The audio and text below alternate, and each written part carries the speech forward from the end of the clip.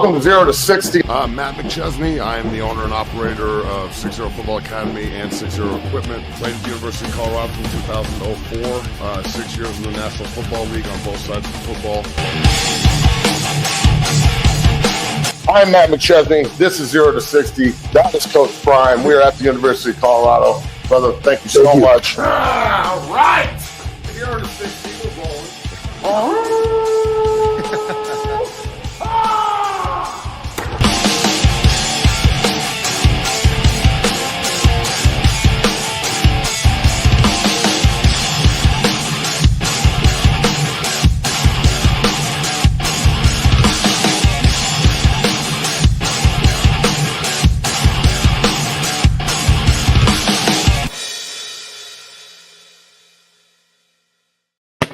Welcome to 0 to 60. Happy Thursday to everybody out there. I'm your host, Matt McChesney. Bailey's on the ones and the twos as usual. We have a great guest today for future Buff, former Buff great, Steve Rosga, a great guy who made tons of plays, and a starter on the 94, 95, and 96 teams. Two of the best teams, in my opinion, that have ever donned the black and gold in 94, 96. A guy who made great big plays and an inspiration to many, myself included. So we're going to talk about a lot of the all-time Buffs greats again today. We're going to go into linebackers, DBs, and safeties today with Steve being on the show, playing with so many of these great linebackers, and then also, being one of the guys on the list at safety. I'm sure we've missed some guys. I apologize to everybody out there that's not on the list. We won't be doing any more lists moving forward. That's for damn sure. So we'll do the defensive line, the linebackers tomorrow with Lawrence Vickers and myself and Bailey on the ones and the twos. And we'll keep this going into the football season. So let's bang this out, Bailey, and get Steve out of here. I know he's got a championship to win here on the Front Range with his daughter and the soccer team. And then I know you got shit to do at once. So let's go. Matt, happy Thursday. Lots to talk about today here on 0 to 60. To those watching, go ahead and hit that like button, subscribe, become a member of the Dungeon family today. Can't thank you enough for tuning in. Lots to talk about today. And without further ado, I'll waste no further time. We'll bring in our special guest, our main man, Colorado Buffalo's great defensive back, Steve Rosga, joins the show. Steve, happy Thursday, my man. How you doing? We got you. You hear us? Hey, happy Thursday, guys. There he is. How you doing? What's up, brother? How are you? I'm going to tell you right now, my wife. He might have Wi-Fi issues. Let's see. Yeah. Gotta love technology, Matt. Let's see if we can bring him back here in a sec. He might be frozen, Matt. But we need to do him again tomorrow or something. I guess we will. That's what it is. Well, we could, but to give it a sec, see if he can get his connection back going. But Matt, lots to talk about here. Shedeur and Brown is his battle to win the Browns quarterback job is underway in Cleveland, Matt. And let's see if we can bring in our main man, Steve, back on the show. Steve, we got you. We might have gotten a call now. Shoot.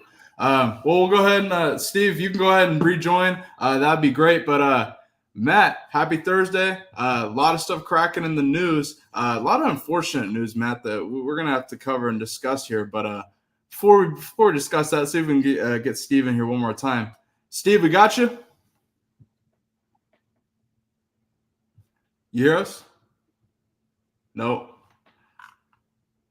Steve, why don't you go ahead and leave and rejoin, my man, see if we can get you back on.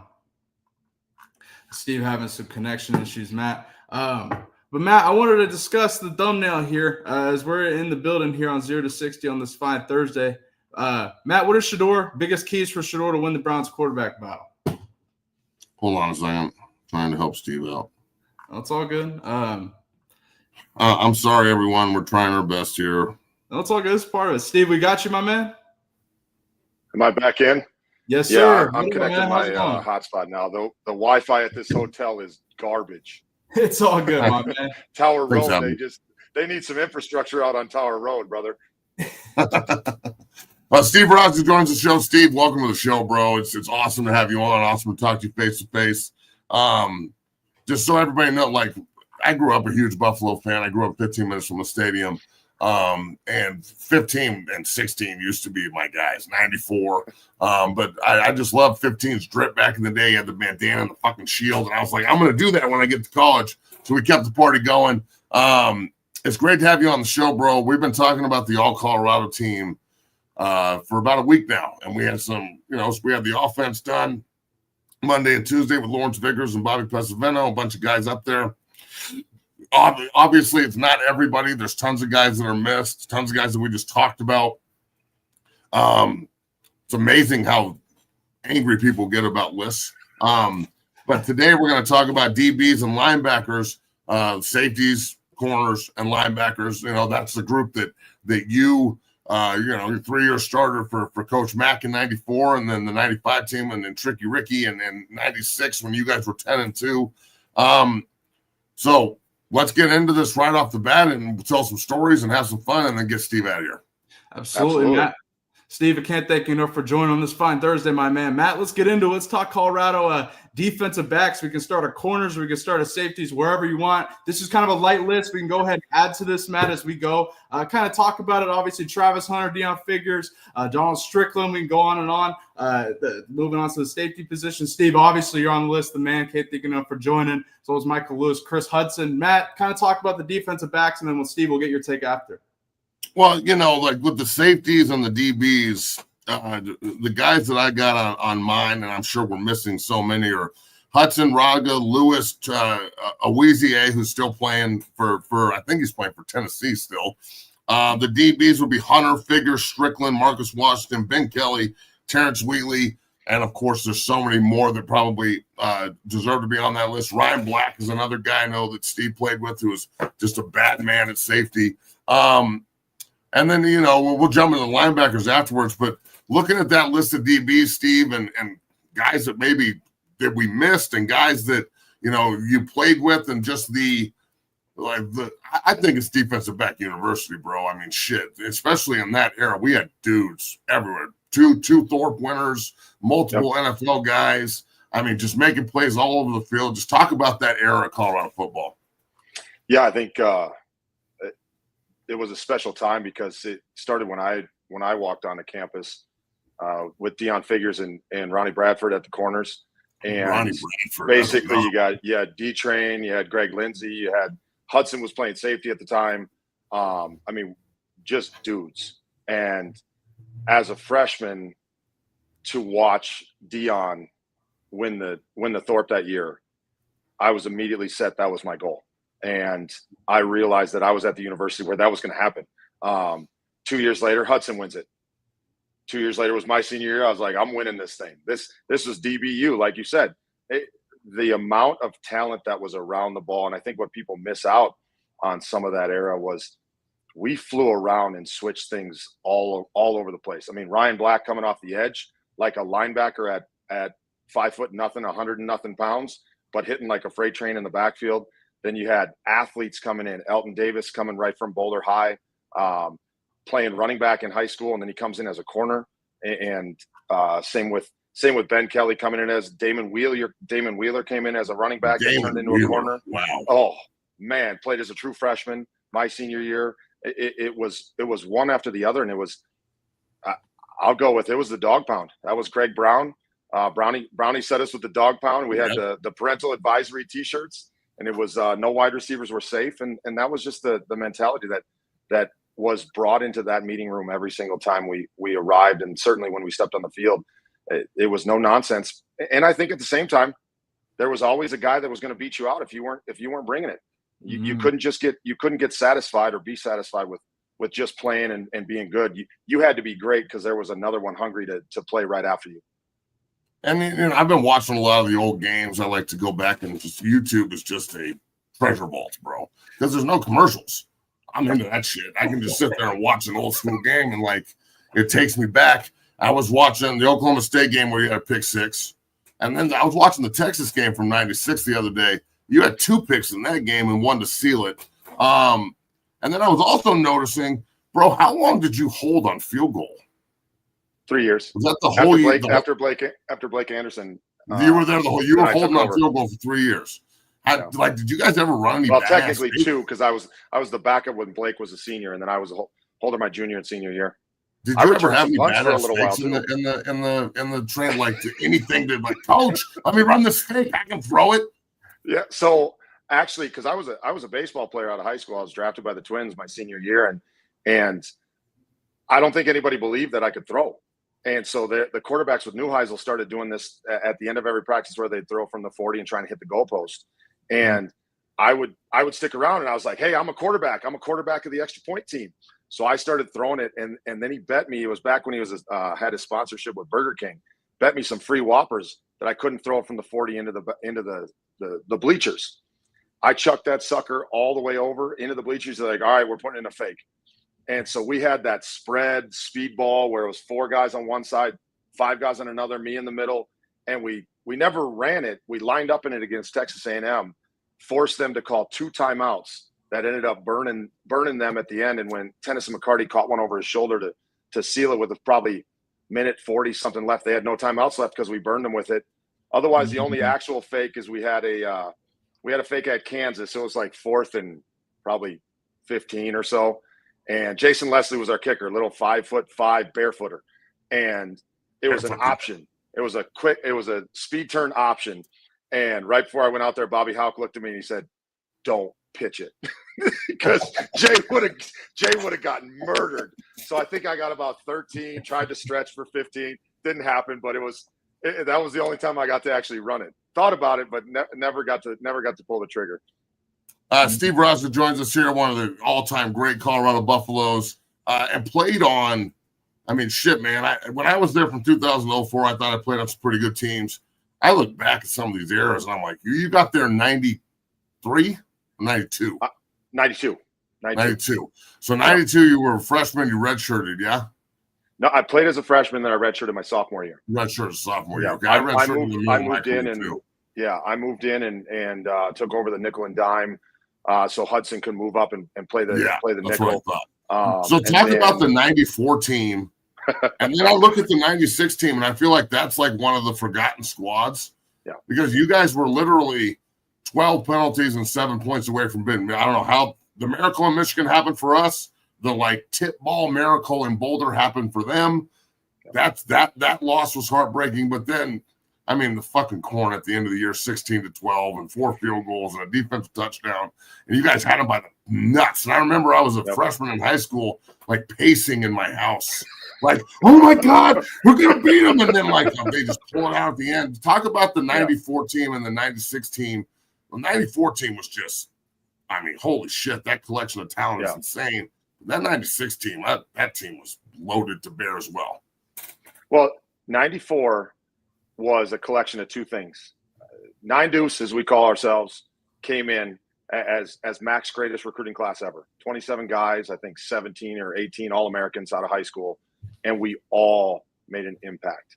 At some time throughout our career, maybe it wasn't right away, but we had some dudes. And then you throw that in with what Mac had already established coming off of the national championship team. And there weren't holes. There were guys across the board that were some of the best athletes you've ever seen, some of the best football players you've ever seen, some of the best guys you've ever seen. But we just figured out how to get along. And if we didn't get along, 9 Deuce would run through the locker room and want to wreck some stuff, especially with Naoli. He'd start his little Hawaiian chant, and you knew to get the hell out of the way. So 94 was that was when it was on. So 94 was special because it was all of that plus what the national championship brought in.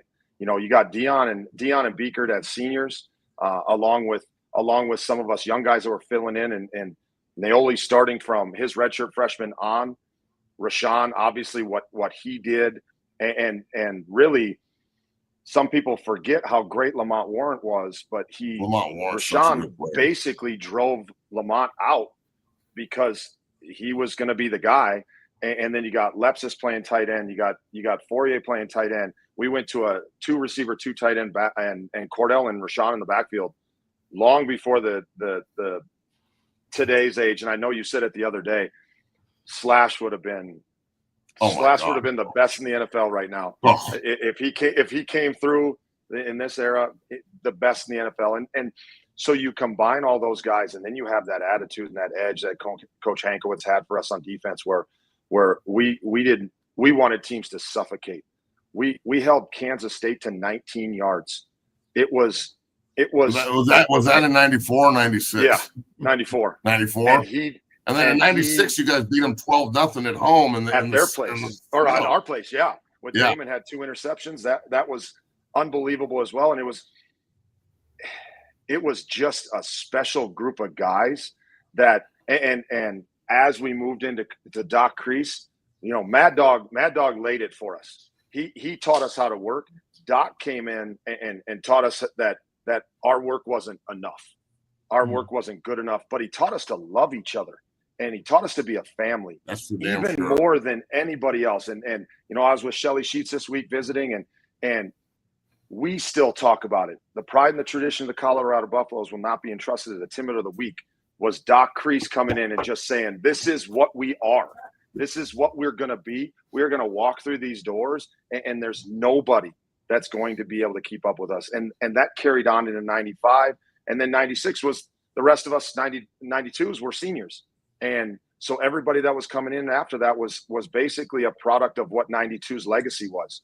And I say that to the kids I train now, especially at the high school level. You know, your legacy is not what you do while you're there. It's how they remember you when you're gone. Exactly. And that was what 94 catapulted us into 96. Steve Rasmussen joining us here. We're going to talk about some of the linebackers in front of you. But before, the great Dr. E.R. Crease, hail son, I used to read the sports section in the electric chair. So that was a bad man. Right? So much carryover. Hankiewicz was my defensive coordinator my senior year. Coach Barnett brought him back, and he really solidified our defense and got us playing fast and physical and mean. The best season I ever had in my life is when Mike Hankiewicz walked up to me and said, you play 3 technique, you can go 2 ways. And I'm like, thank you, Mike, because all the coordinators before never used to let me take a 2-way go. So I tip my cap to Mike Hankiewicz. Without him, I don't think that I get to the NFL. So let's talk about the linebackers in front of you, Doug. Some of these linebackers that played in front of you are unbelievable. And my list here for the linebackers, I didn't get it to Bailey on time, is Matt Russell, Ted Johnson, Beekert, Colorado kid and the Longmont guy, Jordan Dizon, a guy I played with, Jay Sean Sykes, Hannibal Navies, Sean Tufts, Nate Lamon, Brian Ewu, and the great Ron Merkinson. So roll with that list because you played with you had Ron and Matt in front of you, and it must have been I had Matt. Well, I get some tackles too. Fuck. I had Matt. I had Ted. I had Beak. I had Hannibal. I had. You had all of them. I had Merck. I had all of them, and it was basically. You had young allowed Hannibal, us to play. Yeah, you had baby Hannibal. Yeah, we had Hannibal the Cannibal as AJ Kristoff used to call him because he was just up there to eat and Hannibal.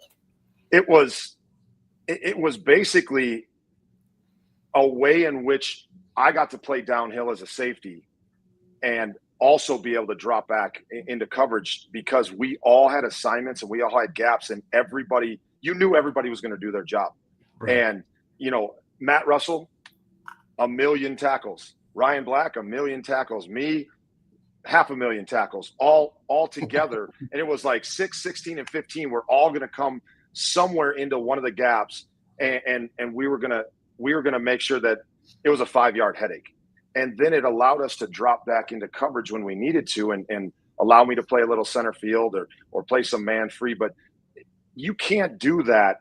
You can't play a 2-deep man under or any sort of man free if you don't have somebody like Hannibal that can lock up a running back or Ron Merkerson that could lock up a tight end and Russell being able to just cause havoc while at the same time being athletic enough that if the quarterback scrambled, he was going to find a way just running up his chest out here, his belly out, but he would hit somebody. And whether it was in the backfield, whether it was, you know, there was no RPO against us. We had it covered. And we had it covered with the guys in front of us. You know, Ted, when we were in a 3-4 with Ted and Matt in there together. Sorry, you're not hitting the A gap, the B gap, or the C gap. And as long as our corners were given a little bit of press, I could run the angles to the edge. Our outside linebackers could lock up that tight end. It allowed us to play free because you never had to sit there and go, "Oh, I hope he can do his job today." It was you knew the job was happening. For sure. Thanks for going up there. Talk about Matt Russell a little bit. Matt obviously won the Buckus. Al won the Buckets too in the 90s, and we're going to talk about the pass rushers and defensive linemen tomorrow. The reason he's not on the linebacker list is because I had to split them up. I had to split up the true pass rushers, guys that were edge players, and the second-level linebackers because there's so many goddamn players. Brian Cabral and everybody that came before him, just the plethora of just talent. But talk about Matt Russell. I trained his son Reese, and Reese is like one of my kids. I love that guy. Unfortunately, think about this. There could be a Russell wearing red and white. Like, if you would have said that to Matt Russell back in the day and gone, he might play in Nebraska. Like, I think Matt's head would have exploded. Probably. I'm pretty sure. And now he's like, business of the game. And I'm like, you're so calm in your old age. Yeah, you gotta move on a little bit. But hey, you know what? I'm out here with my daughter's soccer team, and they just lost a heartbreaker in the overtime of the national finals. And yeah, we lost 2-1 with 1 minute remaining. It was unbelievable. And coming from 800 elevation up to this and playing 5 games in 5 days with 14-year-old girls, they dialed it in, worked their butts off. But our team is black and red. It's Lakeville, and I had to wear a red coach's shirt. And I told the girls, because we visited Boulder the other day, I told the girls, you have to understand, this is the only time I will ever wear red. And that just proves how much I love you guys. But as soon as the game was over, I'm taking that thing off because it makes me itch. And all the parents are kind of laughing about it because it's just they started to get it when we went over to the Champion Center and the CU Event Center. They started to understand that, you know, the better dead than red is for real. Damn straight. So Matt and I might have to have a conversation, but getting to Matt, I mean, we were on our official visit together, actually. Think about this official visit. I got Chris Naoli, who was 16 at the time, didn't say a word, just sat in the corner, and was scary as fuck. It was scary. We were like, who's the big scary fucker in the corner? And then you got Russell, who is in like jeans and cowboy boots, but he's from East St. Louis. Like, how do you figure that one out? And like kind of a partial mullet, and you're just like, that's got to be a scary motherfucker because he's coming out of East St. Louis looking like he's just rode a horse in town. Like, those two don't jive with each other. And then you find out he's a military brat too, and you're like, okay, this guy's half cracked. He's climbing up the rocks up Flagstaff in cowboy boots so he can get a better view. Like, just doesn't care. That guy, I mean, I could go on story after story after story. That guy was part of the reason why the locker room was the way that it was. He brought us together just by being crazy as hell. And then, you know, we had to condition with Doc, and he's out there in the snow in probably a jock strap and some shoes because that's just Matt. And then Detmer had to one up what the situation needed. Yep. Detmer went out there in just a winter cap because Russell could never one up Detmer. And it was just what made it. It was what made it special. But then I don't know how he got to every single tackle because it never looked like he was running fast, but he was never slow. It never looked like he was hitting hard, but guys would go flying backwards. You know, they talk about pad level and all these things. Matt just was always there. And then he would stand up and give his little fist pump to the sky. He'd just give that fist pump to the sky, and you're like, Matt's here. He's going to have about 20 tackles today. You just knew it. And he would laugh while he was doing it. He would genuinely have a great time when he was doing it. And that's the guy. I mean, if you want to have that guy, you know, they talk about Singletary and his crazy eyes. I'll take Matt Russell in the middle with his craziness all day long. Last question I got for you here before we get you out of here. The great Steve Rosga joining us here on 0 to 60, and such an inspiration to me in that era of player. And it trickled over into my era too. Don't get it twisted. We had Doc. We had Mike Hankwitz. Gary Barnett was very, very much like Coach McCartney in his direction and the way that he got us ready for games. And you know, it kind of I hated the move to the Pac-12. It hurt my heart. There's parts of college football that I love still, but I miss the old rivalries, and I miss the old just regional part of college football. I think that's something that's missing. Do you think there's a way that we can get Nebraska every year, even though it's at the beginning of the year and it won't mean as much? I mean, you were on a team that you went from playing them in Halloween to the end of the season. So why can't we play them at the beginning of the season now? Do you think that they would ever go for that in a home and home for the rest of our lives? Has to. The way I see it, it has to. I mean, even talking to some of these parents as they've kind of lived vicariously through my experience in Boulder, that it has to. It can't go away. That is, I mean, they tried to fabricate living up in Minnesota. They tried to make Nebraska and Minnesota a good game in the Big Ten. It's not the same. Colorado, Nebraska is, I mean, there are cops waiting at the border to arrest the wrong driver license plates. If the game was in Nebraska cops were sitting at the border. As soon as those Colorado license plates cross the border, it's like, woo, light them up. Same thing coming back. And that is, you know, I go back to when Osborne said it wasn't a rivalry. Well, if it wasn't a rivalry, why did they storm the field in '94 and throw oranges at us? Because it was a rivalry. It was everything. It was the 96, no different. And the hatred, I mean, you know, coming out of that locker room, spitting on you, jumping, hands on the guy in front of you with some little ass yellow rope trying to stop fans. That wasn't happening. You had to turn on your psycho before you stepped out of the locker room. Like you became a mass murderer walking out of there, because it was like you are in survival mode. And when you hit that turf, you're like, anybody in red, I'm seeing red. It's a bull in a china shop, and you had to play that way. And there's no other game. You know, you elevate for games because that's what real competitors do, but there's no other game like that one. There's no other place like that one. It has to happen.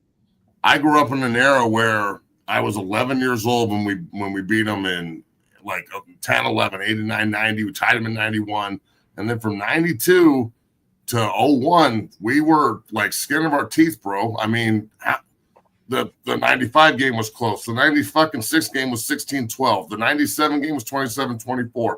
The 98 game was 27-24. The 99 game, we were down like 30 or down 24-7 or something with 5 minutes left and take them to overtime. Aldridge misses a kick at the end of the game. We lose 33-30. 2000, my freshman year, we go to Lincoln. We're 3-7. They're ranked 10th. We had a terrible year, and we go up on them with a minute left, only to lose on a 50-yard field goal. And I'm telling you, after the game, Victor Rogers and Dre and all of us were in the locker room afterwards, and it was like, that shit stops right now.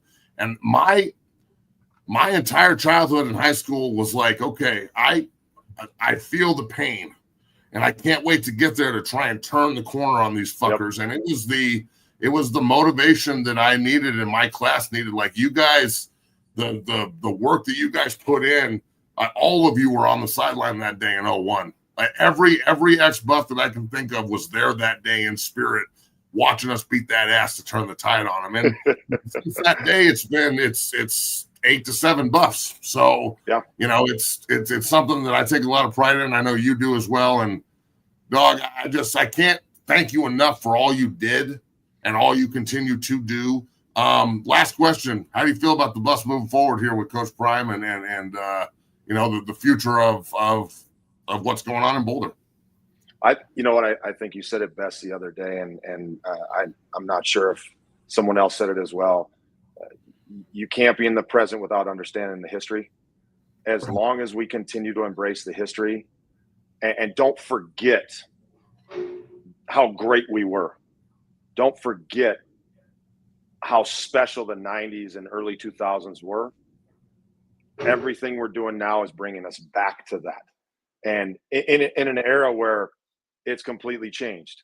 I sure as hell hope that some of these guys understand that my blood is black and gold. It will never be another color.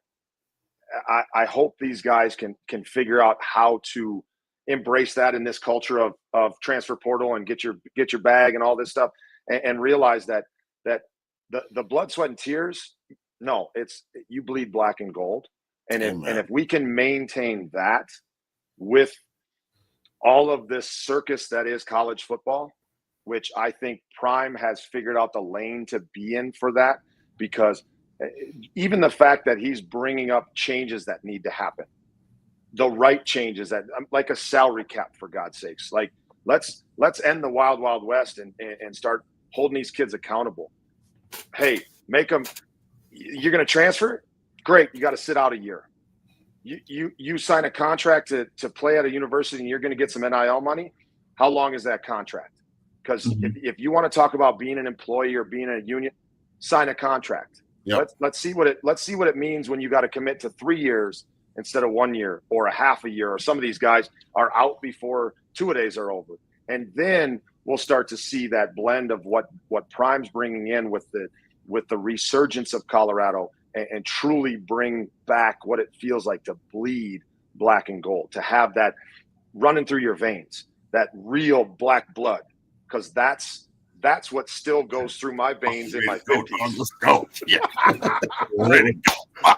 All right, Steve Rosga joins us, bro. Thank you so much for all you do, and I'm glad you're out here in Colorado. When do you guys leave, tomorrow? We leave tonight. This was a no matter what tonight. It was kind of a TBD the last 3 days because we had to advance. So I have to say this just because I know some of the girls are going to be watching, sitting in the lobby. I've been training for 25 years, and I told them I've never had a group, and you know this, when the buy-in is there, what can truly happen. And to have 17, 14-year-old girls buy into no caffeine, no Advil, no antacids, eat spinach so we could handle this altitude. They all did it. They all embraced it. Alkaline water. They did everything I asked them to do besides the cardio that I had them do. Because, I mean, my wife played soccer, but I'm football. And so I'm on the sidelines as a coach teaching them how to manage their bodies while the soccer coaches teach them how to do it. They fully embrace it. And you know what happens? You know what happens when somebody truly buys into it. I know I watch your videos of your training. When they buy into you, the bridge is there. The ladder is against the right building. But it takes that buy-in. You can't buy in without making the investment. And they made the investment, and I'm proud of them. And I'm proud of everything you do with your boys. It's really cool to see the ones that do buy in and they reap the rewards. You can't make a withdrawal without making an investment first. And if you're willing to invest, sky's the limit. And I watch these girls do it, and I watch your boys and I know some of them are getting some commitments and some offers. That just gives me chills, because that's pretty awesome. That's what it's about. That's what it's about. Steve Rosga, 1-5. Appreciate you. All the best. We will definitely be in touch. I can get you out to a game this fall, and just keep the party going, brother. One of the Buffalo absolute great legends of all time, Steve Rosga, joins the show. 1-5. All the best, brother. Appreciate it. Thank you. That is a bad man right there, Buffalo Nation. Steve, thanks for joining me, man. I appreciate it, man. Appreciate it, Steve. Shout out to Steve Ross for joining the show, Matt. Great interview. That was awesome, my man. Yeah, sorry I just kind of took it over talking to my boy, but that's the reason I wore the do-rag and the fucking visor, bro. Like, other than my eye being fucked up, the visor was direct correlation. I saw him the other day on the Texas game, and he had the fucking mirror visor on. And I used to wear a mirror visor too. Those mirror visors, the chrome. You can't be as clean these days. Like, why can't guys wear visors anymore? Oh, Matt, this is a great conversation. I don't know. The visor era was fucking the era. They argue the concussions or something, right? I don't really understand. If I was playing, I'd wear it, and if they'd let it, super hard, right? Yeah, I think it's great. Personally, you got to look good to play good, and Steve definitely had that drip, and then backed it up. So great to have Steve Rosga on the show. We got about 10 more minutes here. Let's talk about some of these issues that are going around. Tomorrow we got Lawrence Vickers back on. We're doing the pass rushers on the defensive line. I sent Bailey all the final list of everything that we're doing, and he does a great job with the verticals and all that shit. So be on the look for those tomorrow. Probably not today, but let's finish this up, B. Well, let's get into it, Matt. Let's talk about the thumbnail. Thumbnail says that Shedeur's battle for the Browns quarterback job has begun, Matt. And I wanted to get it from you, somebody who was undrafted and worked his way up to really a prominent position in the NFL. What does Shedeur got to do in Browns training camp to work his way up and ultimately win the Browns quarterback job? From your perspective, Matt, go ahead. Look, I think he can. But I also think that there's a lot of people who probably think Dylan Gabriel can. And there's probably a lot of people who think that Joe Flacco should. Right? Yeah. This is what I think about Shedeur. Just be be as coachable as it looks like you are. Because for all the bullshit about him not being coachable, he sure looks pretty fucking coachable to me. Mm-hmm. He's great in the community. He does a really good job of putting it out there, though, too. Like, it's very important that people see it. Yeah. Whereas a lot of people just be like, just train in the dark and do everything in the dark. Well, I'm sorry, but in the social media age, doing everything in the dark makes you Batman, and you ain't got pockets like Bruce Wayne. So personally, I think you got to put your stuff out there if you're going to be like, I'm sorry, but there's nothing wrong with getting a little bit of praise for what you do. And he's doing it. So I'm going to praise him. And do I think he should start? Let me see how Cleveland is. Like, we have to be aware of what we're asking for. The Cleveland Browns are a dumpster fire of an organization.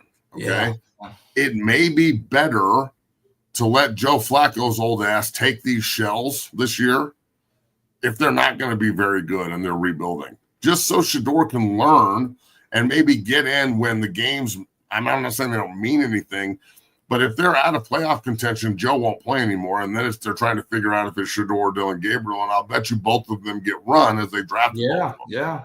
So I'm almost hoping that Cleveland isn't very good and Flacco takes some of the blame. So Shedeur and yes, Dylan Gabriel can go get their run and compete for this job and make the last 6 or 8 weeks of the season a competition to see who your quarterback's going to be in the future. Right. And then New York Jets, then you might have an opportunity to trade for the guy who doesn't make it. New York Jets. Yeah, we'll talk about Justin Fields in a second. From what I understand, it's a toe injury. Nothing's fractured in his foot, and he's going to be okay from what I understand. Forget about the toe. Yeah, I know, Matt. I was thrilled hearing that this morning.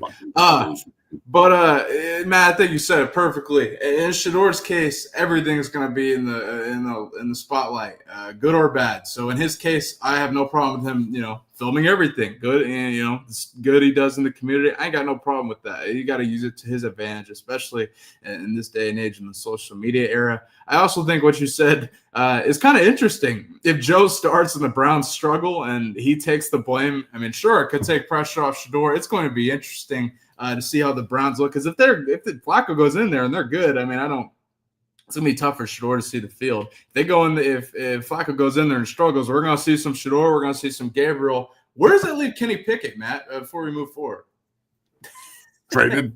Let's be real. New Orleans, yeah. And maybe New Orleans, he'll find another job. He's a first-round draft pick. He'll find a backup job. He'll find a backup job for 12 years if he's smart.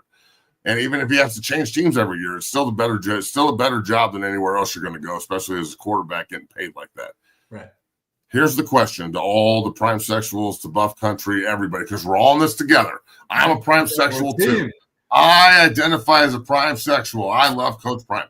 Okay. And I'm also an old school Buff that bleeds back in gold. Now there's another guy who came before me that I grew up watching that I wanted to fucking emulate who sounds just like me. The pride and tradition, bleed black and gold, because it was fucking beat into our heads. Yeah. And it was the way it's supposed to be. And everybody else will think like that too. Let's be fucking real. So I think that Shedeur maybe doesn't want to go in and play this year. Like, learn something for a year. Let your body recover from getting fucking destroyed for the last 2 seasons in bowl. I know he's tough as shit and he didn't have any injuries other than his back, but I don't know. There's just something about me that thinks maybe this is a good opportunity to learn, a good opportunity to sit back and learn the way the NFL operates and really see if Cleveland's going to build you a team around Shedeur that's going to compete, or if they're just going to throw guys out there and fucking act like they're doing something. 100%. And with Cleveland, my ceiling was always week 14. If good or bad, if I expect Shedeur to start or even play week 14. If the Browns struggle, I mean, they're gonna have to go through Gabriel. Seemingly they'll pick it on the roster, but I think Shedeur developing. I've been saying it the whole offseason, Matt. Shedeur developing behind Flacco and Stefanski's system is going to be beneficial for him, and people don't see that. People are like, throw him in there week 3.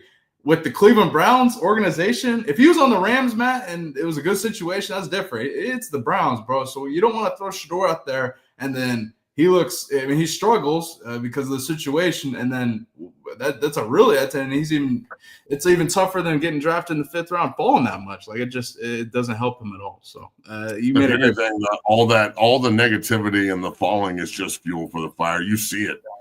Like he is one committed kid. He is busting his ass. Yeah. Can't wait to see it, Matt. See him work his way up, and I can't wait to see him in the preseason, Matt. Hall of Fame game, I believe, is tonight, Matt. If I'm not mistaken, we're pretty soon here. We're almost to the season, less than a month away from college football, Matt. Hall of Fame game is tonight. There's no way it's tonight.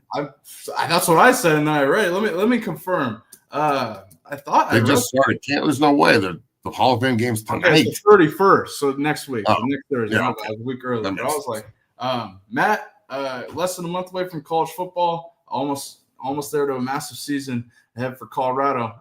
Before we get out of here, some unfortunate news that went down today in the wrestling world. Hulk Hogan passed away from cardiac arrest at 71. Matt, Hulk, probably the greatest or most iconic, one of the most iconic wrestling figures ever.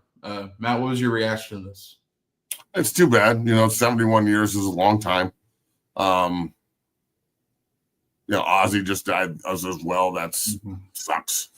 The Prince of Darkness, him and Lemmy are down in hell right now, making sure that the set list for the devil is going to be good. And I guarantee you it's going to fucking rock, bitch. Like, rock. I got a great t-shirt of Ozzy holding a sign that just says hell. So, both of these guys are icons. Hulk Hogan is wrestling, bro. Like, he's the guy that really put them on the map. You heard that he was struggling, and I'm sure that all the steroids and all the bullshit throughout life didn't help at the end. But I say this. I said this the other day. Like, I did the death app thing, right? And it says I'm going to live till 90. Yeah, fucking right. But it's like, they're like, with better habits, you'll live till 94. And I'm like, what the fuck? But that's not a payoff. I get to live for 4 more years in my 90s and shit on myself and have someone wheel me around for a better life. I thought you would have been happy. What the fuck are we talking about? So, I'm sure that if 25-year-old Hulk Hogan, if they would have said the payoff is you're going to die at 71, super famous and rich, and everyone loves you, but you got to do all this shit to get there, I bet you he would have said yes. The only consistent is that we're all born and we're all going to die. So how you decide to do the middle of that is on you. And I'm a ride this motherfucker until the wheels come off. You know what I'm saying? Absolutely. And he did, and Ozzy did. And I'm not necessarily sad. It's more of a celebration. Like, hey, the great Hulk Hogan, Terry Hulk Hogan has passed. Just honor him correctly. The great fucking Ozzy Osbourne, the king of metal, the Prince of Darkness has passed. Honor him correctly. So this isn't the first time this is going to happen. People die all the time, but our generation, my generation, and then you right after me, all those guys that you looked up to are now old as shit now. So it's just the way it works. But sucks that it has to happen, but it's kind of the way it works. Exactly. It's an unfortunate circle of life. Do you think Hulk walked in and just ripped off a Jesus t-shirt and he's like, here! Yeah! And the guy was like, welcome, Terry. Wow. I mean, you have to think so. Hey man, let's be real here. He walks in. Exactly.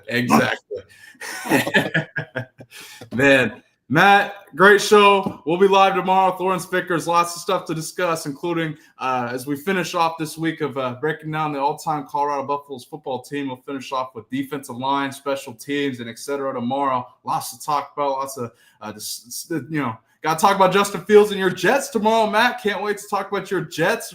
I told you.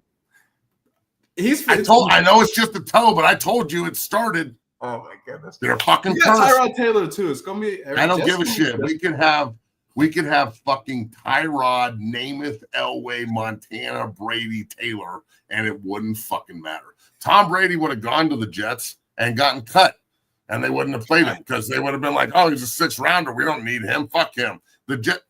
As I told you, I can't argue. I can't argue there. We'll also talk Matt Rule responding to Scott Frost's interesting comments about the Nebraska job, as well as Mike Gundy and Oklahoma State got a lot of fruity stuff going on over there. So we got to talk about that. What are they doing? Yeah, they might be in trouble. Folks, thanks for watching. You know that rope a horse, or what is it? Ride a horse, save a cowboy? That should be like, I can't, Matt. Ride a cowboy. We got to talk about it. It's a problem. Disgusting.